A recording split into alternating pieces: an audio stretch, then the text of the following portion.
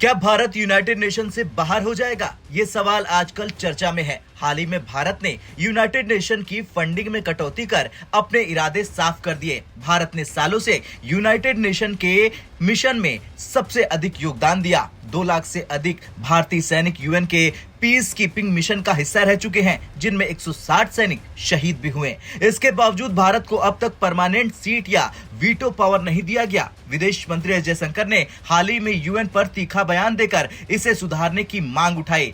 ऐसे में क्या अमेरिका ने जिस तरह WHO को छोड़ा, उसी तरह भारत क्या यूएन को छोड़ने की राह पर है? चलिए जानते हैं इस पूरी खबर में। दरअसल यूनाइटेड नेशन में भारत का योगदान हमेशा से अहम रहा है। भारत ने हर साल 50 से 70 मिलियन डॉलर का योगदान दिया है। भारतीय सैनिक 49 से अधिक शांति मिशन में शामिल हो चुके हैं। 2 लाख भारतीय सैनिक अब तक तैनात हुए हैं। 160 से अधिक सैनिक शहीद भी हुए हैं। भारत दुनिया की सबसे तेजी से बढ़ती अर्थव्यवस्था है। दुनिया का दूसरा सबसे बड़ा जनसंख्या वाला देश होने के बावजूद भारत को उचित सम्मान नहीं मिलता। इसके बावजूद भारत को परमानेंट सीट और वीटो पावर नहीं दी गई है।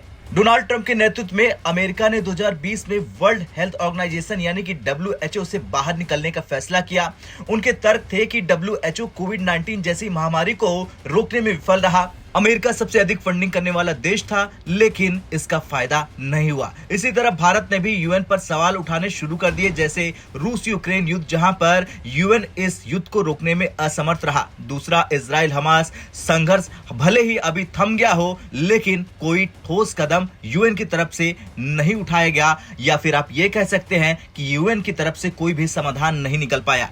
ऐसे में भारत और कई देशों ने स्थायी सदस्यता बढ़ाने की मांग की, लेकिन यूएन ने इसे अनसुना कर दिया। अब सवाल है, क्या होगा अगर भारत ने यूएन छोड़ दिया? दरअसल अगर भारत यूएन से बाहर निकलता है तो इसके सकारात्मक और नकारात्मक परिणाम दोनों होंगे। सकारात्मक प्रभाव की बात करें तो भारत अपने संसाधनों का उपयोग देश के विकास पर कर सकेगा, अपनी स्वतंत्र विदेश नीति को मजबूत कर पाएगा। बात नकारात्मक प्रभाव की करें तो अंतर्राष्ट्रीय स्तर पर भारत अकेला पड़ सकता है, अन्य देशों के साथ संबंध कमजोर हो सकते हैं। वैसे यूएन छोड़ने का कदम आसान नहीं होगा, लेकिन भारत की मौजूदा नीति से यह साफ है कि अगर यूएन में सुधार नहीं हुआ तो भारत बड़ा कदम उठा सकता है। भारत ने हमेशा अंतर्राष्ट्रीय मंचों पर अपनी आवाज बुलंद की, लेकिन यूएन जैसे संगठन भारत की बातें नहीं सुनते और बदलाव से साफ इनकार करते हैं। खैर, सवाल अब ये उठ रहा कि क्या भारत को इस व्यवस्था का हिस्सा रहना चाहिए या नहीं, क्योंकि यूएन को छोड़ना एक बड़ा और ऐतिहासिक फैसला होगा। लेकिन भारत का संदेश साफ है